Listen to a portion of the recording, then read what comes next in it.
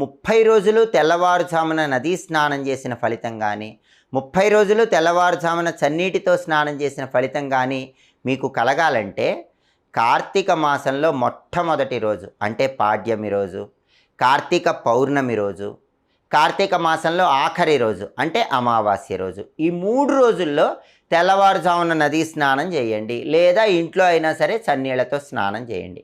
మనకి స్కాంద పురాణం ఏం చెప్తుందంటే కార్తీక మాసంలో మొదటి రోజు, చివరి రోజు, మధ్య రోజు అంటే పాడ్యమి, పౌర్ణమి, అమావాస్య, ఈ 3 రోజుల్లో ఇలా స్నానం చేస్తే కార్తీక మాసంలో నెల రోజులు చేసిన ఫలితం కలుగుతుందని స్కాంద పురాణంలో చెప్పారు. కాబట్టి 30 రోజులు ఇలా తెల్లవారుజామున చన్నీటితో స్నానం చేయటం వీలు కాని వాళ్ళకి స్కాంద పురాణం ఈ ఉపాయం చెప్పింది.